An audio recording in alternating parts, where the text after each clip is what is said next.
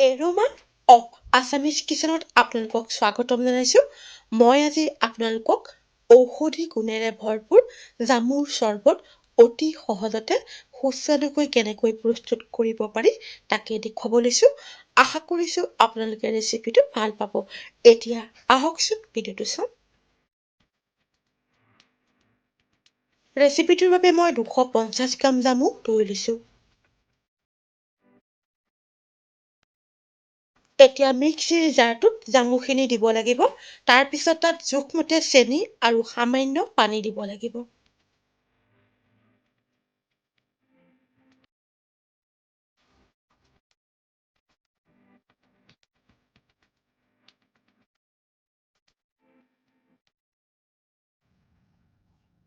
এতিয়া ভিডিঅ'টোত দেখুওৱাৰ দৰে 5 ছেকেণ্ডৰ অন্তৰে অন্তৰে মিক্সিটো চলাই জামুৰ ৰসখিনি উলিয়াব লাগিব। এনেকৈ পিচিলে জামুৰ ৰসখিনি ভালদৰে ওলোৱাৰ লগতে জামুৰ গুটিবোৰ ভাঙি নাযায়।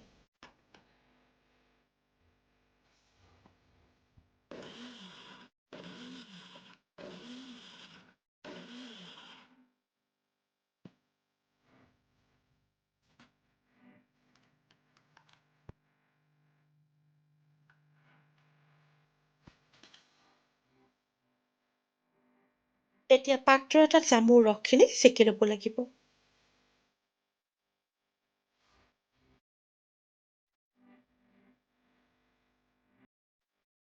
দেখিলে নে জামুৰ গুটিবোৰ ভাঙি যোৱা নাই? জামু শৰীৰৰ বাবে খুবেই উপকাৰী হয়। নিজেই খোৱাৰ লগতে ল'ৰা-ছোৱালীকো খুৱাব লাগে। বজাৰত এতিয়া প্ৰচুৰ পৰিমাণে জামু কিনিবলৈ পোৱা যায়। ঘৰলৈ যেতিয়া জামু কিনি অনা হয় তেতিয়া নিজে খোৱাৰ লগতে ল'ৰা-ছোৱালীকো খুৱাবলৈ চেষ্টা কৰিব লাগে।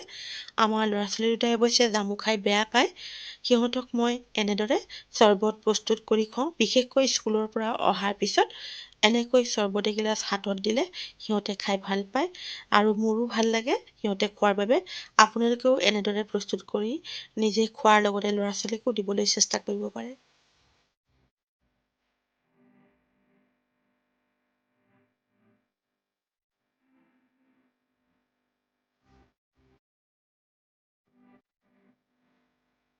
এতিয়া জামুৰ ৰসখিনিত 1 চামুচ ক'লা নিমখ, 3 চামুচ নেমু ৰস দি ভালদৰে মিহলাব লাগিব।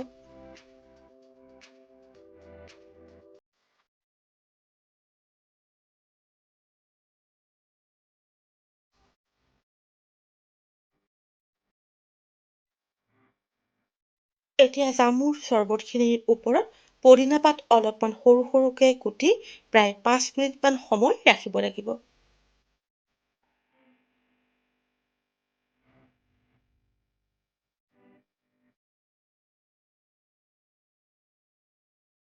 এতিয়া কেইগিলাচ চৰ্বত কৰিব সেই হিচাপত পানী দি ভালদৰে মিহলাই ল'ব লাগিব।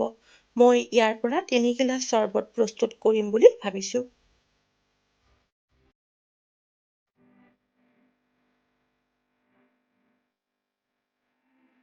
এতিয়া চৰ্বতখিনি আকৌ এবাৰ চেকি ল'ব লাগিব।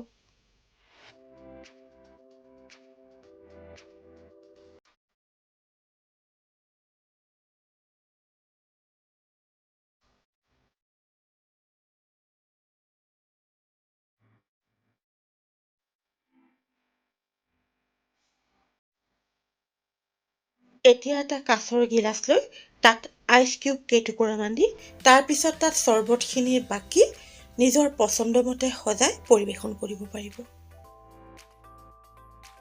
এনেকৈ প্ৰস্তুত কৰা জামুৰ চৰ্বতবিধ খাবলৈ বৰ সোৱাদ হয়।